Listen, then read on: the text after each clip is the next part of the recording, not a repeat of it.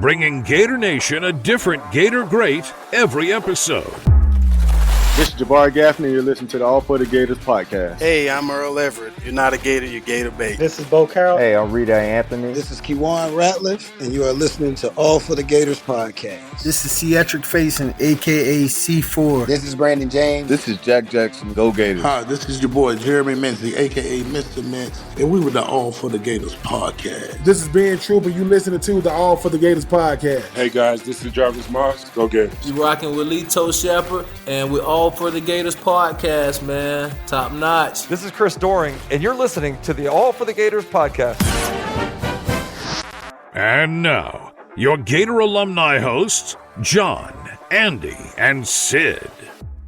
Waiting on Sid. All right. Yeah, waiting on Sid. Doing it live. Doing it live. Always waiting on Sid. Yep.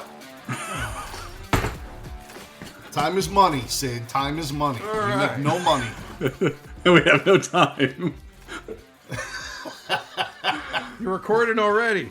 Excellent. Sid, we're doing it live. Excellent. I'm ready. I'm actually more ready than usual. I actually accidentally found myself doing show prep. Uh-oh. Can I tell you about this? Wow. I'm very excited. 2 shows in a row? So, all right, so here we're doing the intro, the All for the Gators podcast, and in 2024, Sid is shooting high. He's shooting for the executive producer role. I don't know. That might be too aspirational, but I was doing my real job, and if my real boss is listening, of course I was doing my best. But while I was doing my real job, I was watching the ESPN 30 for 30 about the 1998 Heisman, which was awesome. If we all remember, that was with Peyton Manning and Charles Woodson. And I'm watching it, and all of a sudden I hear Johnny Rutledge come on the screen as they were preparing, and he says, "You guys already gave him the Heisman." And they're showing the highlights and talking about how, Peyton's never beaten the Gators. And all of a sudden, friend of the show, Tony George, gets a fumble recover, interception. It was wild. And they're showing, through the season, it was great. They're talking about Doug Johnson. At one point, Lee Corso says, right now, Doug Johnson of the Florida Gators has thrown more touchdown passes than the quarterbacks from the Jacksonville Jaguars, Tampa Bay Bucks, and Miami Dolphins combined. I kind of remember that. Nice. Yes, excellent. So, and shout out to other friends of the show who were on the team that year, because, of course, we can't forget Terry Jackson and Fred McGriff. But I did just want to add, later in the show, as they were getting closer to the Heisman, there was a highlight of Peyton throw a touchdown of sort of friend of the show, a favorite of John's, Jamal Lewis of the 2000 club. So I thought that was rather excellent. So yes, while I was doing my real job, I was enjoying some ESPN programming, and it felt like it was an episode of All for the Gators because we saw all of our friends of the show talking about it, and it was wonderful. So it made me think, wow, it was like our show was part of that experience. Or what was it again? 30 for 30? Yeah, Heisman. It was one of the 30 for 30s about the Heisman. Yeah. Yeah. Okay. It was a good one. Very cool. What McGriff did you say? Did I say the wrong McGriff? No, you said Fred. Travis was the one on the team. He said Fred. I thought he said Fred. Did I say Fred McGriff? Oh my goodness.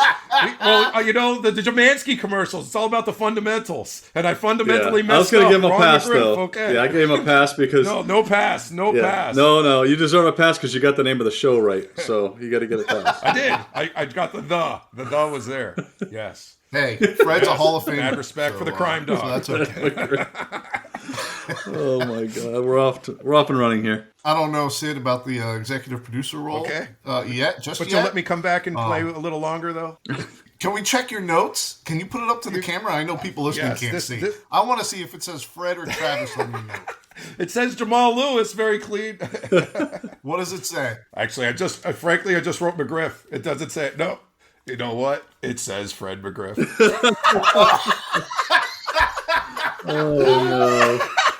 I love it. You can't get this anywhere else, this entertainment. You can't. Definitely not. Oh, Sid. That's what Sid brings to the show, really. Never a dull moment. You never know what you're going to get. Yes. I didn't even know I was doing show research. I thought I was just wasting time on the real job, but I wound up wasting time in this job too. I'm double dipping. But you're consistent wasting time. I am consistent. There is a consistency there. So now that I've set the world on fire with my fascinating sharing how I spend my time when we're not here with our friends of the show, why don't you tell us who's going to be on the show with us this week? Fred McGriff. Oh my God, I'm a huge fan. Who knew? Oh my goodness. Maybe he's a fan of the Gators. Is he Travis's cousin? It's extended family? I don't know. Maybe. It may be. Maybe.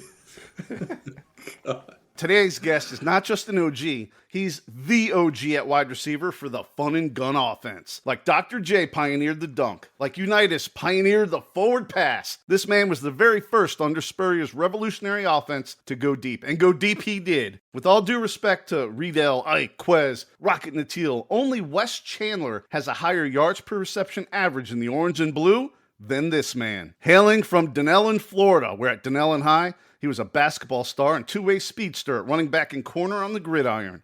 By graduation, he was all-county and second-team all-state at DB.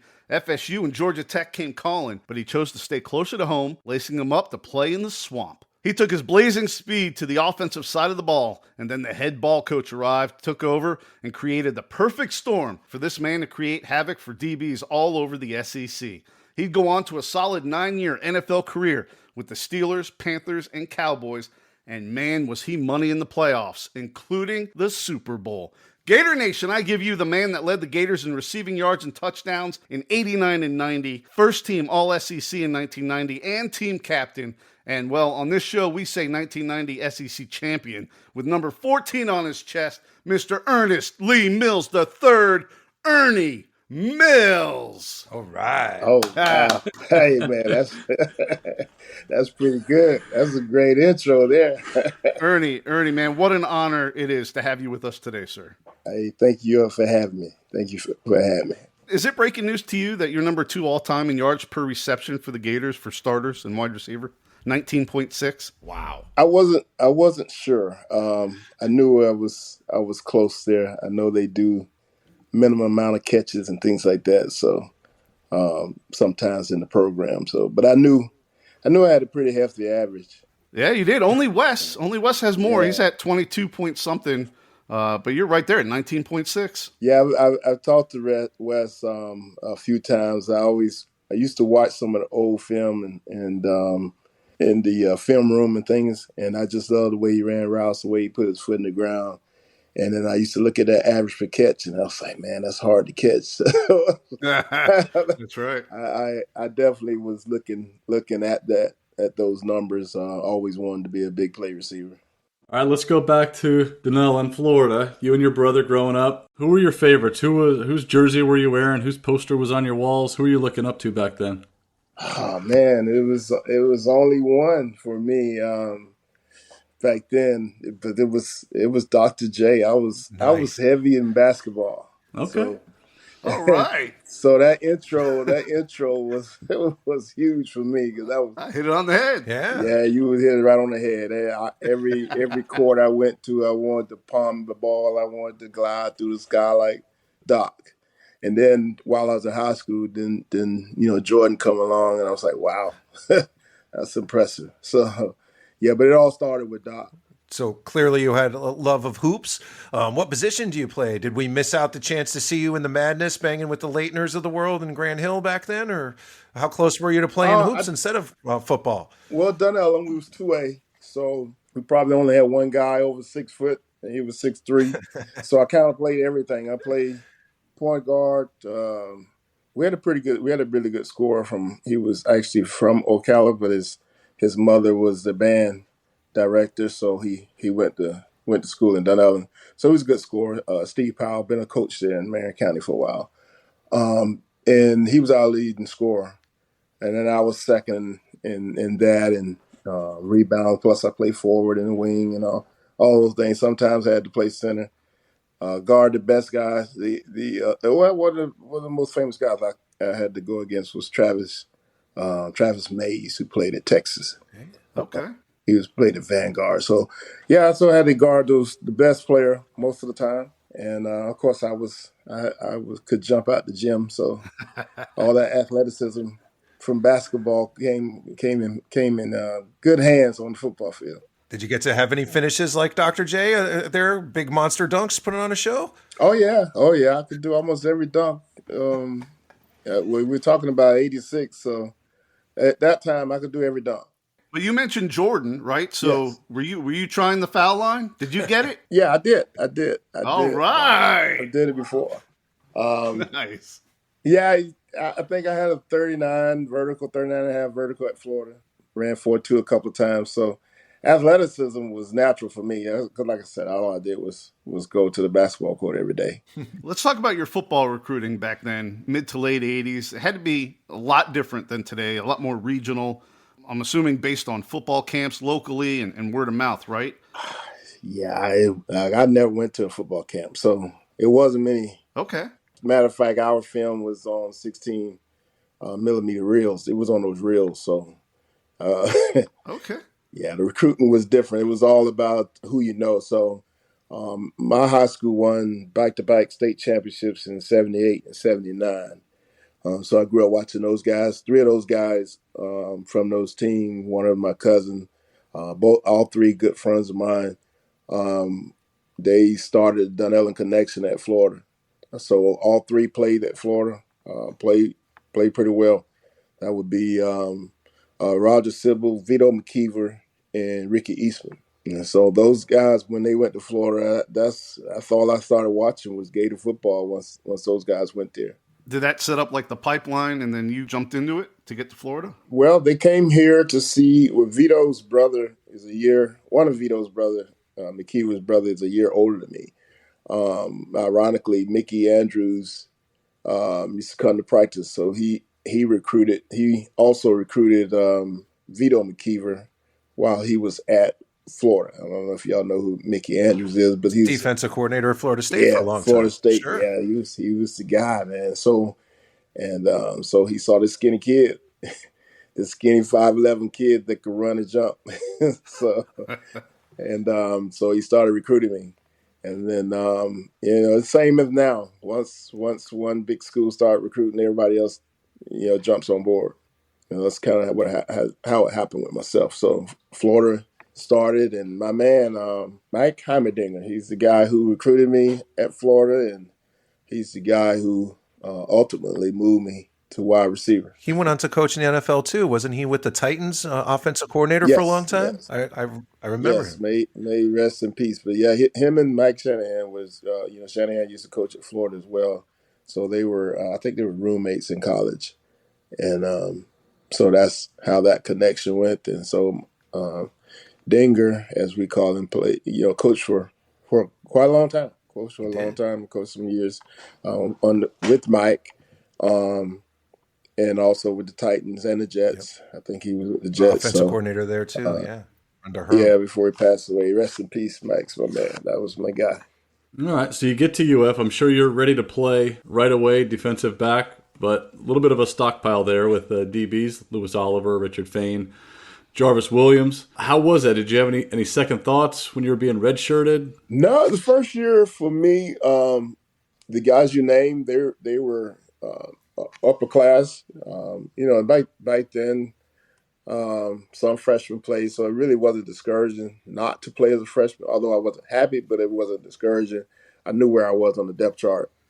But I was a DB at heart. I was a corner. That's the receiver. I had to really work at it, and it wasn't natural for me. I had to work at it.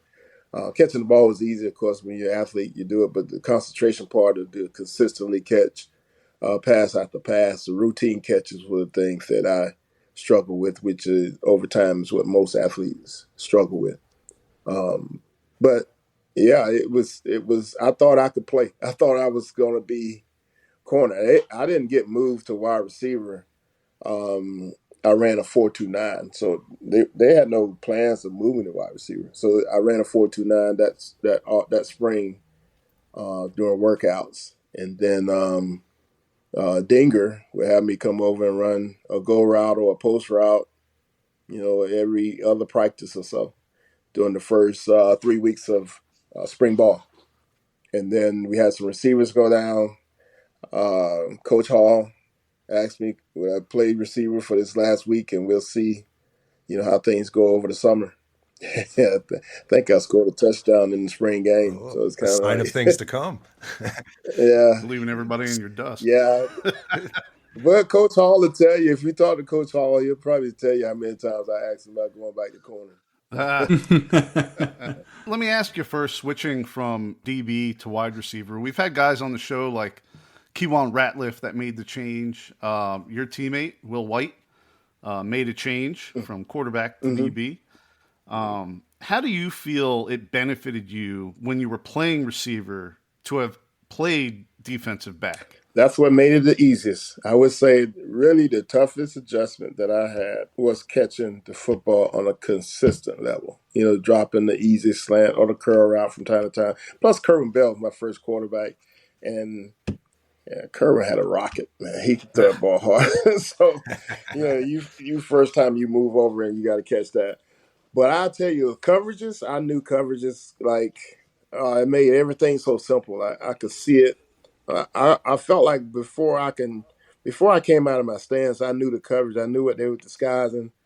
So reading coverages became it was so easy for me to do, easy for me to see because I played corner and knew what I was. So I used that to my benefit. I really think it helped me play 9 years professionally because I can read coverages and I knew what they were trying to do to me on these coverages. I knew what they were trying to do in press coverage. I knew what they were trying to do when they was playing cover 2 or with they bailing in cover 3 and quarters coverage. So I knew a lot of those things and what they were trying to do. So it was easy to see. So I think that helped me the most. Whereas if you came in as a receiver in high school, you're not getting the intricate coverages. So you probably wouldn't know what these coverages is like and definitely wouldn't know what it's coming to do. So I was fast forward after that movement and understanding coverages to Spurrier coming in, and we're meeting with Spurrier. We're meeting with him. We're meeting with the running backs and the tight ends, quarterbacks and receivers. We all meeting together. So, of course, Spurrier is going through the whole offense, and he's explaining everything to us. And I can remember literally sitting in that meeting room and knowing what cover 2 was, and him explaining how we are going to attack it. I said, "Oh, I'm gonna love this." I never knew that. So attacking it, I never knew. I knew what they were trying to do, but I didn't know how to attack it. And he knew how to attack all of those coverages, and it was no surprise to me after I left. It was no surprise what those guys, what the receivers, going to do. I knew what they would do. It was, Sure. Yeah, it was a piece of cake. I mean, I know they know how easy it was just because of the system that Coach Spurrier put in. It was amazing. So you mentioned Kerwin Bell. I just want to talk a little bit about your first catch. Not a quick out or anything. He hits you for a 49-yard bomb. Oh, yeah. Do you remember that play? How did it feel getting that first one, having it be a big gainer like that? Welcome to the party. Absolutely. I remember the play, remember the game. So it's my third game. You played Miami first. I can't remember the second game. Tulsa, I believe. And then Alabama. So we're at Alabama. That's the game that everybody's going to remember that game because Emmett seemed like he ran for 400 yards. He ran for a lot of yards. That was his coming out party. And but it was also my first catch. So it's just a simple go route. Kerwin has such a powerful arm. We used to, after practice, we would run go routes, and Kerwin was so competitive, he believed that he can overthrow it. He believed he could throw it so far that we couldn't catch it. So we used to have fun with that because we said, well, you don't stand a chance if you take a 7-step drop. But he thought he could take a 7-step drop and then overthrow us on a go route. That's how strong his arm was. But we can fly. Oh, yeah. And so we had a go route, and I just jumped up and easy concentration when nobody expect you to catch it. So that's kind of how I thought about it. So I jumped up and caught it. Well, I'm starting to see how these this 19-yard per reception was coming together. All these long, big plays. So yeah. Taking it back to taking it back to these 87 and 88 season. We had friend of the show Trace Armstrong on with us, and Trace. So when he was on, though, he talked about how much the offense was really, really dependent on Emmett at the time, and how when he went down and missed a few games, how everything kind of went to a halt. You lost every game for about a month. Yeah. You actually missed a bunch of games in the same time in 88 due to injury too. Obviously, we know the good things were ahead when Spurrier came here, but how do you keep positive and stay focused when the offense is struggling like that and the defense is doing their part? Well, it's easy for me. My best explanation to it is why it's always been easy to me. I never wavered from my love of basketball. So I love the games. Nobody likes practice. No, well, some people like practice. I ain't like practice. I love the game. So, and I played to win the game. So it was. That's why it's easy for me to block for him. It gave us a good chance to win, and we had a great defense. So we were going to be in every game. And we started off, if you look at especially 88 and 89, we started off good. Probably had one loss in the first 6 or 7 games, something like that. But we had a gauntlet of the last 4 games was a gauntlet for us. And we knew what to expect those years. Coming off injuries made it a little bit difficult, but we had Auburn and Georgia back to back.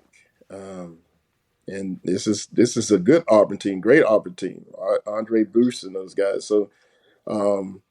So we had Auburn, Georgia back to back. We all know how good Georgia was at that time, and then we had Kentucky, which is still a SEC game, especially tough on the road. And then even though we had the winning streak, we still what year? I think we lost to them in '86. So we knew we had a game against Kentucky, and then got finished up against Florida State. So your last 3 out of 4 games is going to be they can go either way, and we know what that Florida State game is like. So yeah, it was a good good test for us. In 87 was Emmett's breakout year, and Kerwin was up for the Heisman at the beginning of the year, but we had a lot of young receivers. We all was young, and we all were positional changes. We had guys who moved from running back to wide receiver, myself from corner to wide receiver.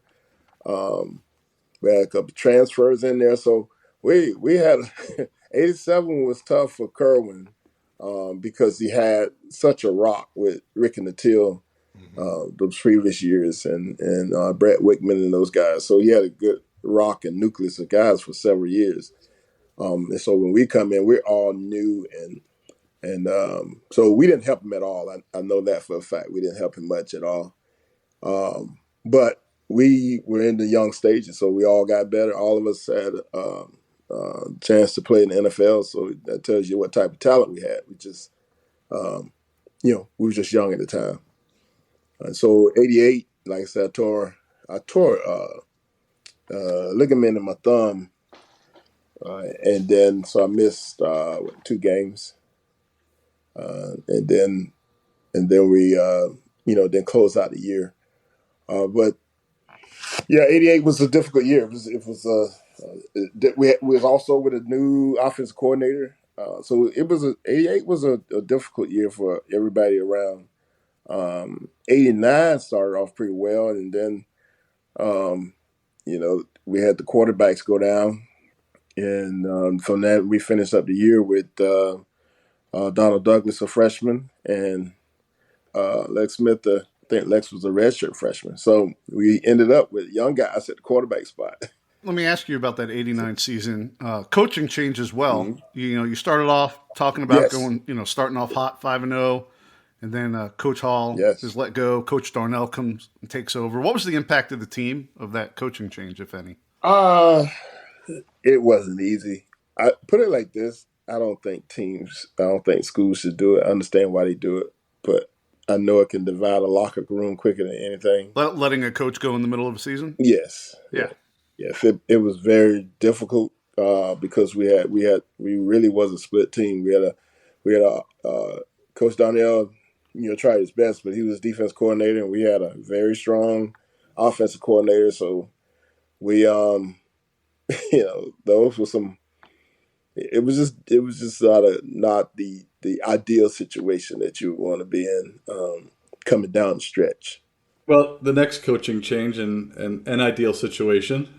Your first few years were, 6-6, a couple 7-5 seasons, and then 1990 comes, and we all know kind of Florida football was never going to be the same after that. We did speak with Will White a little bit about this too, but what was it like for you when young Spurrier, kind of came to town? I know you talked a little bit about how he started to explain things a little bit early on, but what was that kind of the total package of that first year with Spurrier coming in?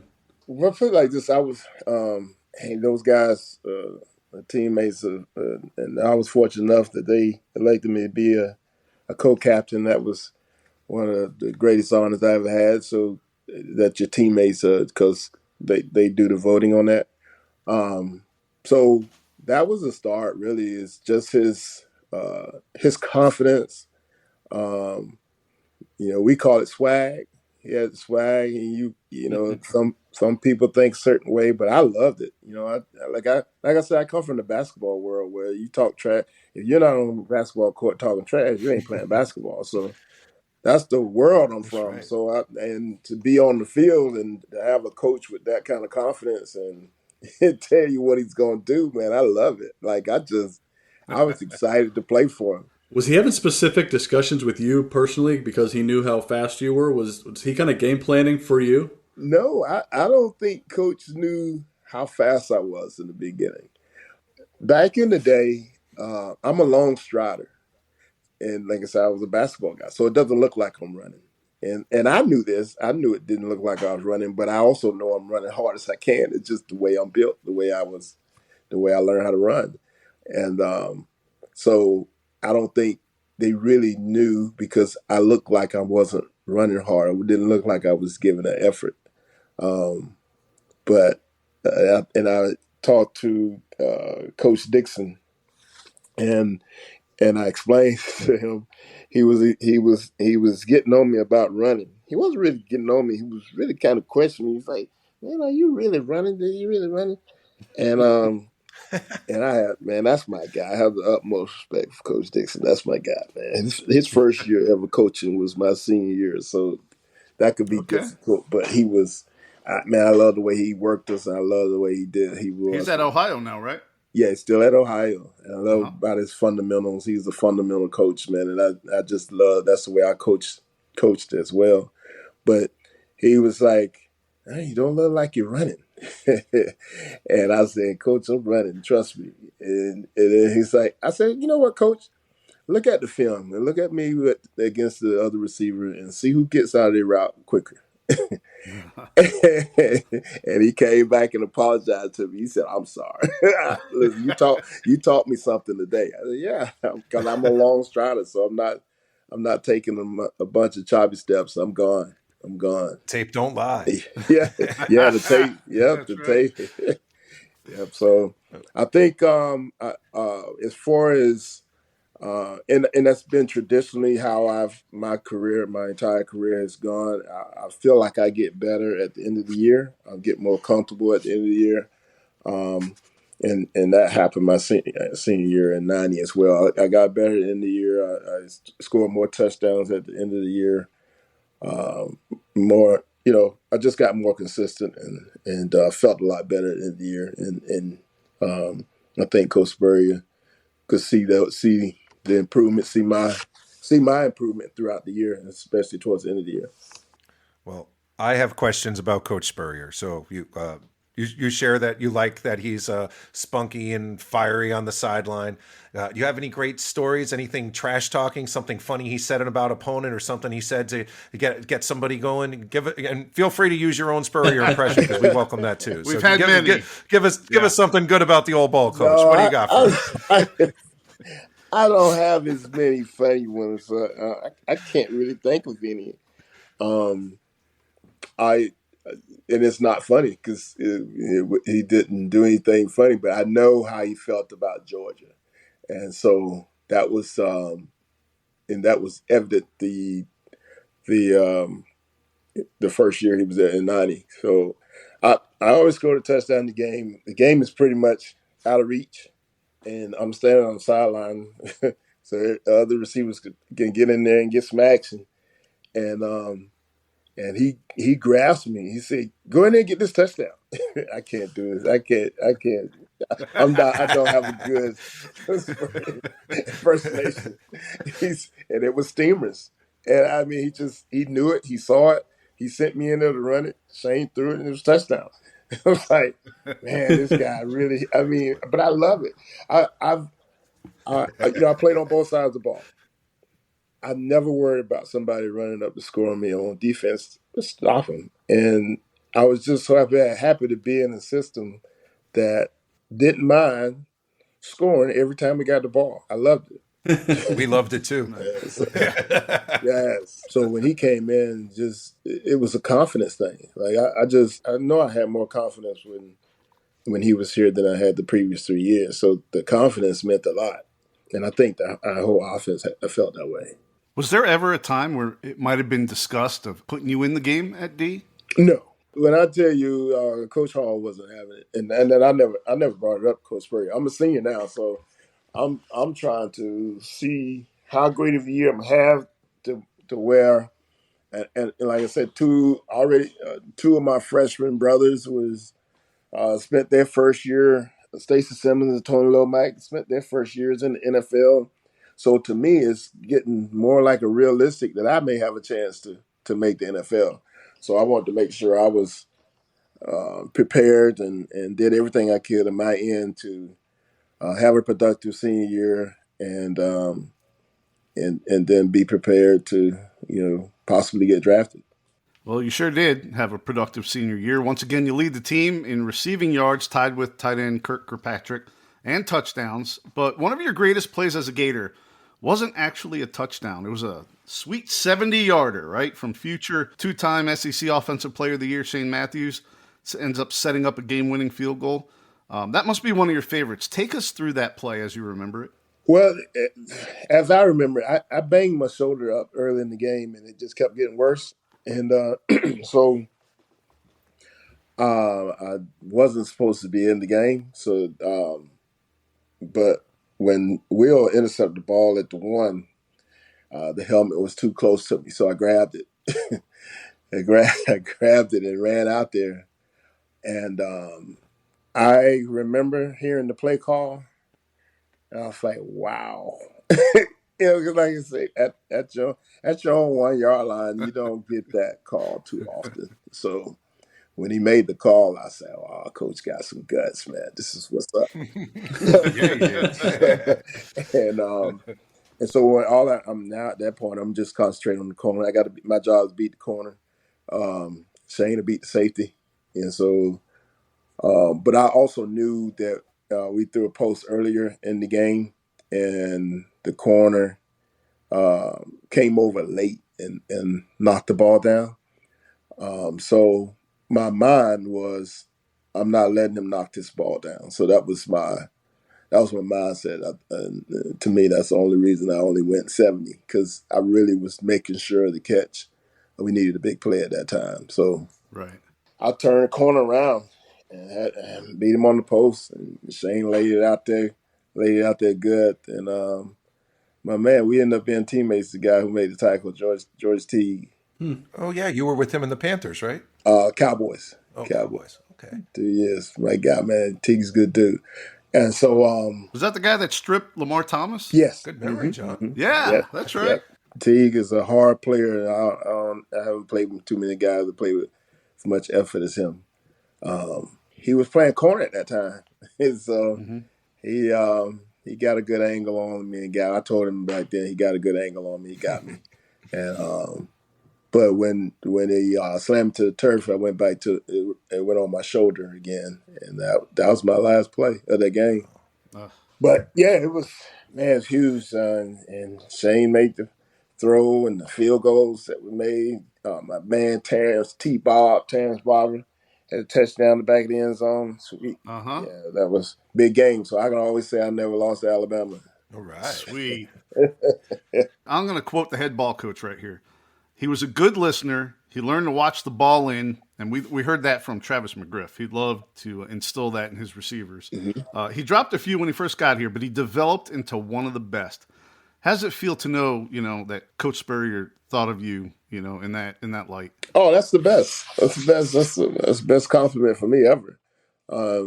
Like I say, I go from a freshman dropping the ball on ESPN against Auburn on Halloween night.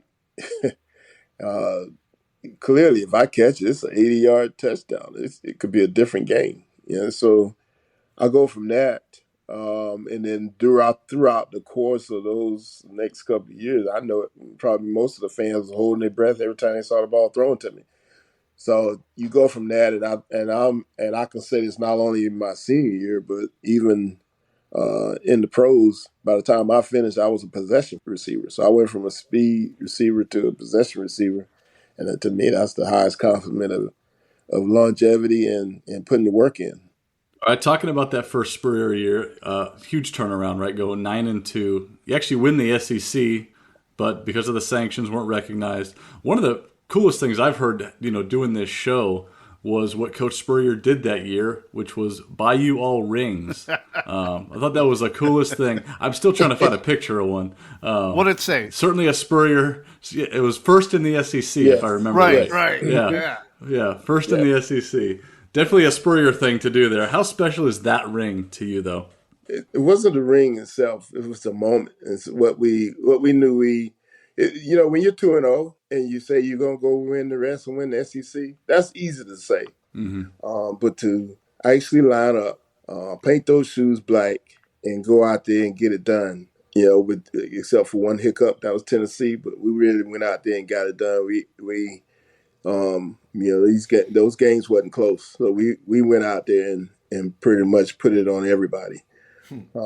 After that, so the ring and then everything Coach did was beyond expectations. But I tell you, the thing that he did to help us to accomplish that, in a situation where none of us had anything to do with it, so. But at probation, but we still stuck together. We banded together as a team and went out and made it happen. Looking back, all of your amazing accomplishments as a Gator, is there anything that stands out to you more than others that you're more proud of? Oh, man. Yeah, easily. Getting my degree. Oh, man. There you go. There you go. Student athlete. What was your degree in? Sports administration. Excellent. College of Health and Human Performance. So, I got that in December of the same year, December of 90. I've always looked at it like this when it comes to football. So many different things can happen in the game of football. We all can't do anything about injuries, and that's a part of it. And then there are so many players that are there and competing, and sometimes you get the playing time you want, sometimes you don't. And that's in the vision a lot of times of the coach. Say if you got two players that got the same amount of ability, the coach got to make a decision on one of them. True. Sure. So you don't control those things. But that classroom, you control every ounce of that. You control how much you study. You control what you put down on paper and what test score you got. So those are things that are highly achievable goals, is to get the degree. So that's why it was special for me. Well said. Yeah. What kind of sense of accomplishment do you have being in that very first group of Spurrier receivers, thinking about all the guys that came after you, the amazing talent that came after you, and you were in that very first group that would go on to transcend and dominate college football for decades? What kind of sense of accomplishment do you have, being a part of the pioneers there? Man, I never look at it like that. I understand what happened, what accomplishment I was able to do, but I'm telling you, I always look at when I was at Florida and the guys before me. So it's kind of hard for me to look at myself as that pioneer, because I always looked up to the guys before me. I mean, every time you open up the program, you'd be crazy if you didn't see Carlos Alvarez up there. Sure. Oh, yeah, of course. Carlos. There were great receivers before you. Yes. But as far as the dominating offenses and the receivers that were part of that, well, there's no doubt about the very first crew. There's no doubt everything is measured by Spurrier's offense. There's no doubt about that. I definitely could see that. So it feels good that I was able to be in a system like that. That's and to have a chance to play it. I think best way I'll sum it up is it's in my senior year, and the question from reporters used to be, "No, you wish you had 3 more years here with Coach Spurrier." And I said, "I don't know. I wish you came here 3 years ago. I've been in college 5 years." Better answer. It's like I've been in college 5 years. I'm like, it's time to do something else. So, yeah, that's the best way I could sum it up. I was ecstatic that this type of offense was coming in, and then having the opportunity to be coached by one of the greatest. Yeah, I read you were actually one of only 2 players that had a play named after them. Is that true? Yes, yes, that is true. It's true.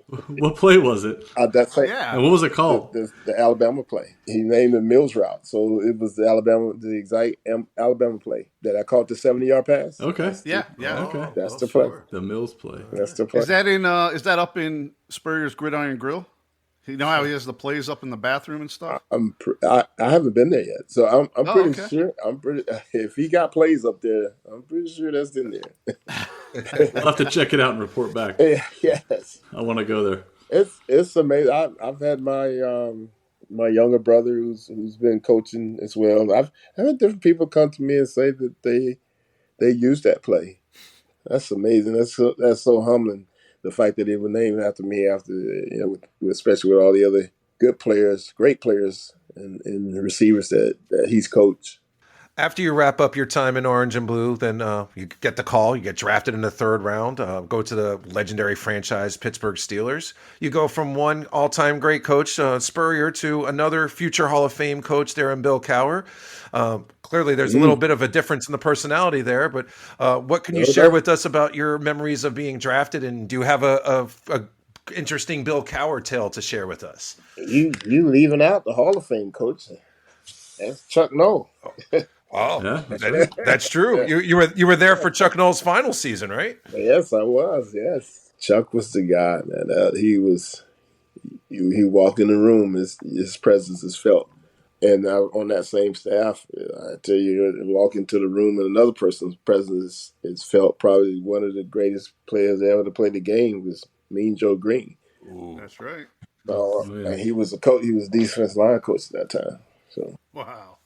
Yeah, so when you walk in when I walk into that locker room, my rookie year, I could tell you how the Gators are, and that's especially how it was to myself. So I walk into the locker room, and there was another Gator on the team, and Gator great, and that was David Little, and David Little addressed me. I didn't even know he knew who I was. So I walked in the locker room and he said, homeboy. He let everybody in the locker room know that I was his homeboy. I got a Gator in here now. So any apprehension I had I was just so relaxed knowing that, I had a Gator with me. So David Little played at Florida linebacker, played 12 years, I think, with Pittsburgh. He might still be the all-time leading tackler here at Florida. So you have to look that up. David passed away some years ago, man. And but David was a great guy. Great guy. I love that guy. Hey, let's run it back. David Little, number 1 all-time Florida Gators, 475 tackles. Wow. Tell you guys. Wow. That's right. Yes, man. Yes. See, look at that. Ernie comes on and he schools us. Hey. I love it. old Brings school. the stats. Hey, I like man, it. I watched the old school, man. I probably know more of the old school guys than the present. So those guys, like I said, I was a Gator before I decided to sign with them. So you go on to play 9 seasons in the NFL. You have a really nice NFL career. But let's talk about that 95 season real quick. Yes. Almost 700 yards receiving, 8 touchdowns, over 2,000 all-purpose yards, culminating with a big play in that 95 AFC Championship game. Tell us about that one. The season or that play? Both. I started the season. So The season wasn't about to start off the way I wanted to. I wasn't going to start again. So I go to Coach Cower. I go to Cower and ask him, "Can I return kickoffs?" And he said, "You can return kickoffs?" I said, "Yeah." I backed up Wilson the rookie year. I said, I want to do something. I need to get the ball in my hands. that's kind of how I went to him. And so he said, "Yeah, can you do me a favor?" That's so coward. "Can you do me a favor? Can you return a couple in the preseason game?" And I said, "Yeah, no problem." So I returned one in the preseason game. He liked it. He didn't even want to see me return it anymore. So I that's how it got into the flow, and I think it got me into the flow. So I didn't get a lot of catches early in the year. Like I said, they drafted Charles Johnson in '94 in the first round. So he was getting the run, and around week 7, I think, our 7th game or something like that. And Neil O'Donnell's my guy. Now he got the scapegoat a lot, but Neil's my guy, and he said I need Ernie on third down. We had a lot of history together. This is my 5th year, and this is Neil's 6th year. We used to live in the same apartment complex and play basketball together, play at the Y and things like that. So we built a little rapport together. And so I finally started playing on third down, started getting into the groove. And by returning kickoffs, I got into the groove a lot sooner, a lot of times, especially if we had to open the kickoff or if they score. But we did a lot of things that year. That was the year we opened our offense up quite a bit. That was in my 5 years there. In my 4 years previous, we didn't open it up like that. So this felt like to me more like Spurrier, Chan Gailey was getting a lot more involved in what we were doing in the passing game, and Chan Gailey is a Gator as well. So he was my receiver coach for a couple of years and ended up being my head coach in Dallas as well. But they had drafted Cordell in the 2nd round. He wasn't getting the run at quarterback, and he's frustrated. Been playing and starting all his career, and then we started using him in the passing game, and then the numerous things with Slash. And I mean, it was a very fun year. We did a lot of exciting things, a lot of records broke that year. Did Cordell like that, or did he just want to be behind center? No, he didn't like it. He just wanted to play. So yeah, but he's a quarterback. He's he plays a position because he's a good athlete, but he's a quarterback and had the strongest arm I ever witnessed. I've seen him throw the ball 75, 80 yards. He had a big play in college, didn't he? Right to Westbrook. Yeah. Westbrook to win a game at the final play. Exactly. That was huge. Yeah. I remember that. I can't remember how long it went in the air, but I just remember that was one of the longest passes I've seen. Yeah, it was over 70 yards in the air. Yeah. So, yeah, he was and it wasn't a fluke because he did it in practice several times. But yeah, I ended up getting on a touchdown streak. I ended up scoring touchdown in 3 straight games, and I had another streak of 3 straight games. So I finished the year with 8, and we get into the playoffs, and like I said, I always got better towards the end of the year. So I'm really hitting my stride at this point. The last 8 games plus the playoffs games, and then we play the Colts in the AFC Championship game, and it was. Oh man, it's a drive to remember. Our drive was to remember, and we had a slant call him outside receiver on the slant, and Neil didn't see the linebacker jump it, Quentin Coriat, and I knew he had a bead on it. When I'm breaking in on the slant, I could see him, and I knew he had a bead in it, and I brought out the DB skills. I got a hand in there to hit him and deflect it. So that was huge. That would have been game over. So we end up converting fourth down, and then the first play inside 2 minutes, we ran what we call it the move go. So it's a double move play. I ran out and up, and was able to catch it down there on the one. So you get to go on to Super Bowl, everybody in the world watching. Talk about what a big sports fan you were growing up. This must have been like the ultimate culmination for you. You're in a game, the Super Bowl, with the Pittsburgh Steelers versus the Dallas Cowboys. That's like what, John Facenda, the voice of God, all we heard about all through the 70s and stuff.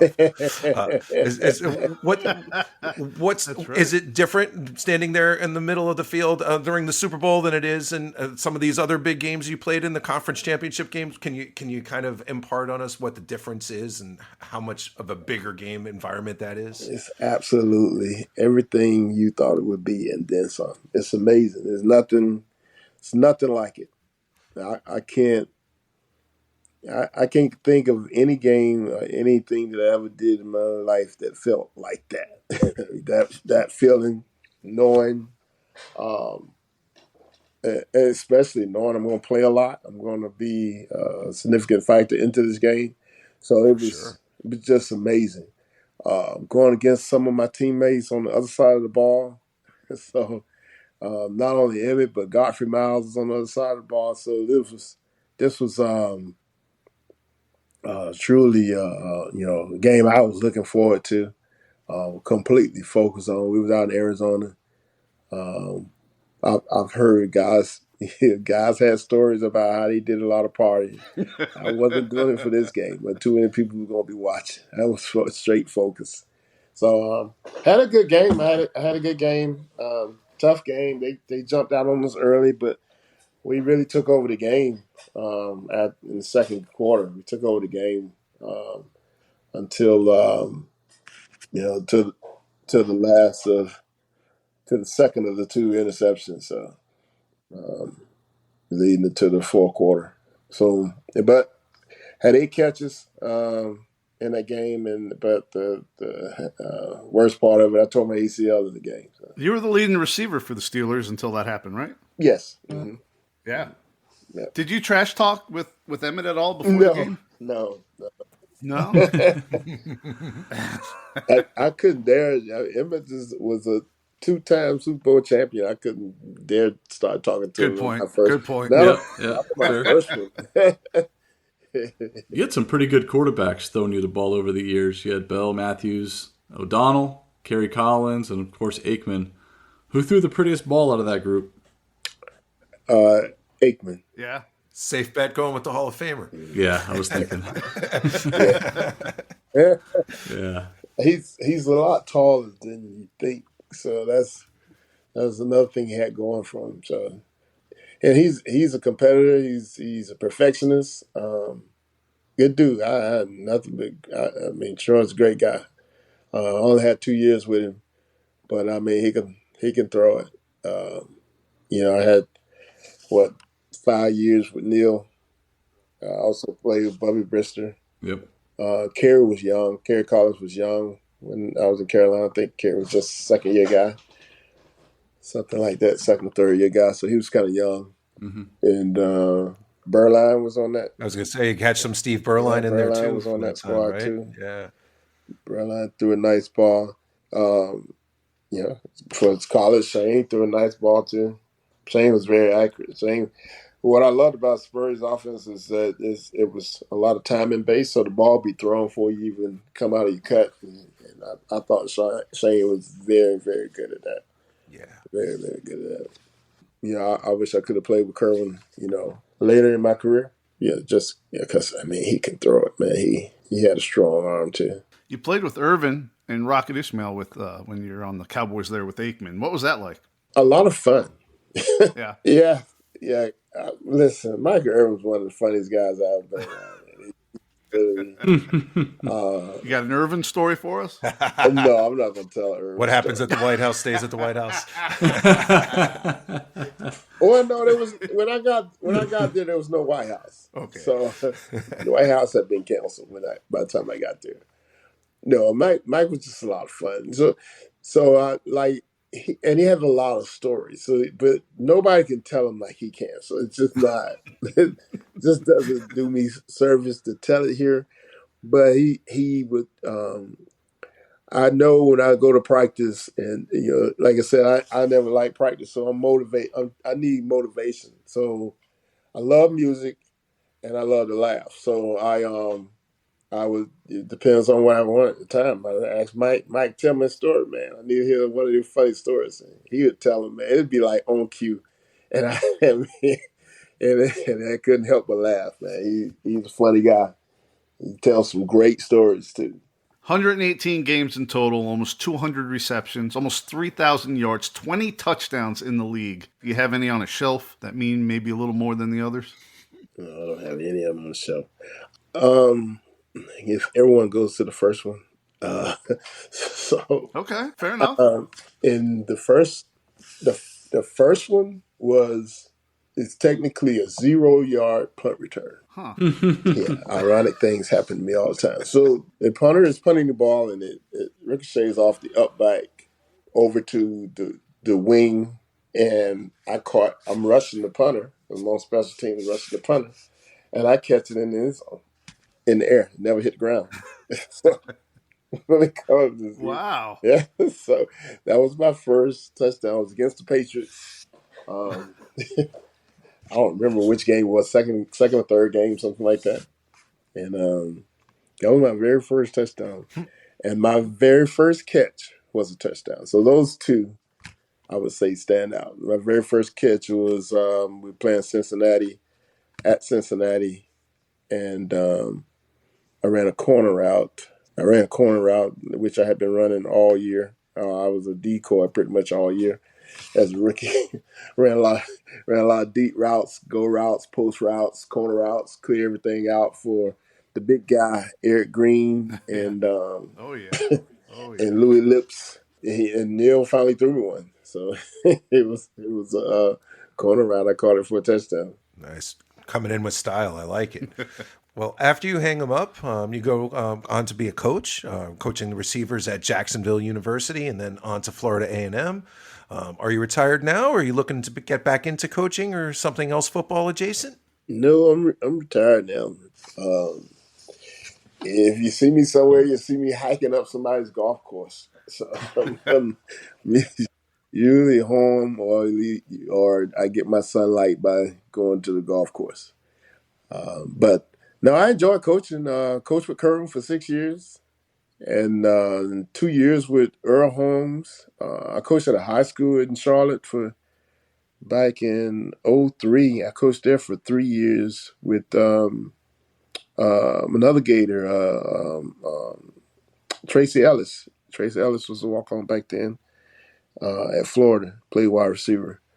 So he was head coach at a high school, so I helped him out for 3 years when I lived in Charlotte. You ever get back to the Swamp for a game? I didn't make it this year. Ironically, I tried to get to one game. I didn't make it this year, but I did go a couple years ago. So I used to try to go to at least one game. Listen, I'm like, Dunellen is back to spoiling me now. I don't like traffic. Yeah, I hear you. I go to the game, there's nothing but traffic. It's yeah. Ernie Mills, first team All-SEC, 1990 team captain, first in the SEC on that 1990 Florida Gator team, and a hell of an NFL career as well. How do you want to be remembered as a football player? Oh, man. Big play, man. Big play receiver. Got to work hard. Did both. Had to block. Yeah. Blocking and catching and running routes. Probably the biggest thing that I felt good about it was the way I ran routes and getting open and, and putting the ball in the end zone. All right, Ernie. Well, we usually end the show in a bit, and you had mentioned you were a fan of music. Oh, yeah. Is that correct? Yeah. All right, we're going to do a Mount Rushmore, or you're going to do a Mount Rushmore. You're going to give us your top 4. Who's on your Mount Rushmore of musical artists? Oh, my gosh. Here we go. Only 4. Only 4. Okay. Michael Jackson. Yeah. Let me tell you, when I was 6 years old, I had matching set, the glove and the socks, the sparkly glove and socks, and I used to put on a show for my family. True story. My 9-year-old now is finding Michael Jackson on YouTube, and I'm not kidding. He's like studying Michael Jackson and trying to do his moves, and we literally had to buy him the hat, the jacket, and the glove. True story. Hey, I'm telling you now. Generational. My experience, I know so many people that just love Michael Jackson. They could talk about the first time hearing his songs and stuff. That's amazing to me. Yep. On the radio. So Mike is huge. Whitney Houston. Okay. Oh my gosh. I got me with this one. Prince. Okay, all right. Who's gonna be the last? Interesting. All of these have performed at the halftime of Super Bowl shows. Shit, keeping it relevant. I love it. See, now I'm gonna have to break the trend. But I saw him in concert. His concert was amazing. It's y'all. You put me on the spot, so I'm gonna have to go with him. But he's really I probably don't listen to his songs as much as some of the other people I listen to, but it's so many. I'm gonna go with Luther Vandross because of the concert I saw. Luther. There you go. Yes, the ladies love them some Luther. Very nice. Yeah, it was tough between him and Babyface, but it was close. But I'm gonna go with Luther. All right, old school. All right, Ernie Mills, Mount Rushmore of musical artists, Michael, Whitney, Prince, and Luther. Yeah. They all go by one name. Universal. You know? That's, hey. Did Luther ever play a halftime show? No, he didn't. And in hindsight, I think Whitney just sang us the national anthem. She didn't do the halftime show. But everybody remembers that one, though. Everybody remembers that one. Ernie, it's been an absolute honor and a pleasure. Thank you so much. We've taken up way too much of your time. Thank you for sharing your stories and going through your career and giving us, being so gracious with your time tonight. We really appreciate it. Thanks, John. Thank you guys for having me on. And I enjoyed it. Y'all had some good questions, so it's pretty good. It's pretty good. You are now officially a friend of the show. I'm officially. That's it. It's his favorite thing. All right, one of the pioneers of the Gator greats. How about that? That was a good one. Yeah, man, good stories. Yeah, I like how he gives. I guess we're kicking off our 2 bits. He gives credit to the receivers that he watched growing up, right? He mentioned the Carlos Alvarez, the Wes Chandlers that he studied, their route running and how they got open. And then at the end of our interview, I asked him, what would he like to be remembered for as a football player? And one of the first things he said was his route running, how he got open.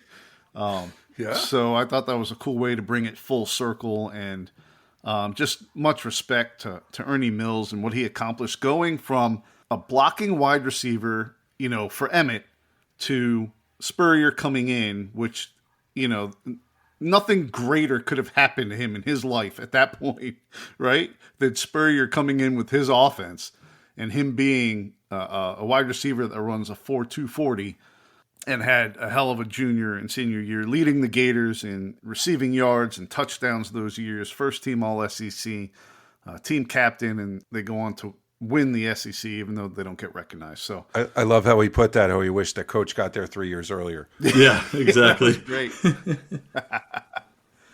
All right, who wants to go next with their 2 bits? Go ahead, Sid. All right.